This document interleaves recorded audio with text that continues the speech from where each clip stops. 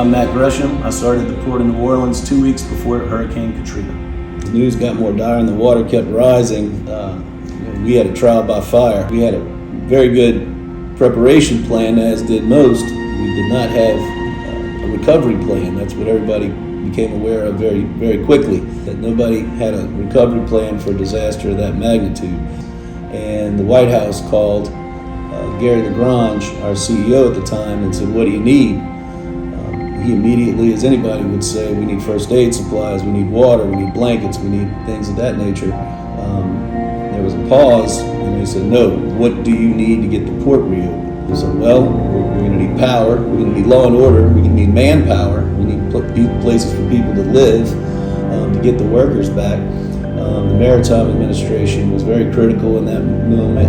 They sent ready reserve fleet ships, activated the ones that were in port, and sent additional vessels to New Orleans that housed everybody from the CEO down to truck drivers and maintenance officials. It allowed people to, while they were rebuilding their homes, a place to have meals, a place to sleep, a place to have a shower, and do the work that was really something that everybody wanted to get back and do what they could and have a sense of normalcy in some way.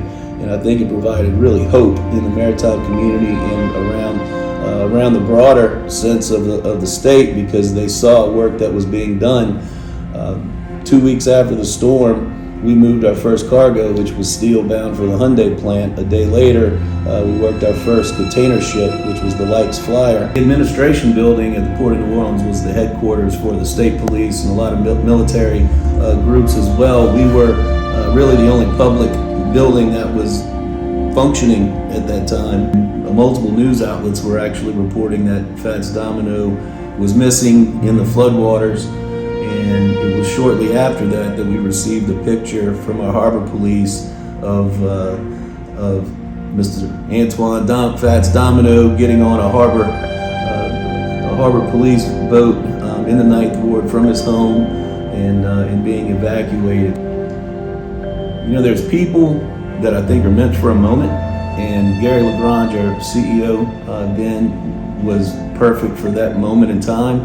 He was a cheerleader and a defender of not only the port but of the city, and he didn't turn down an interview request, one for months after the storm, and he kept reiterating the fact of why New Orleans is here when the rest of the country doubted it. And we were really, one night I looked at him and it was, the city was dark, wasn't a light around, you could see smoke coming from the fires around the city, and I said, "What do we do now? Where do we go?" And he said, "Well, there's only one way to go from here, and that's up." Really proud of how far we've come in the last 20 years and where we're going in the next 20 years, I believe. It's very exciting times here at the Port of New Orleans. What I'd like more to see, I think, in the years following Hurricane Katrina, you saw a great deal of civic pride and activism, and really everybody taking a real big stand for the city and for the state. And I would like to see that come back. I really want to see that momentum that we had then. We need to gain that back for the future, to build the economy, to build the port in the maritime gateway here.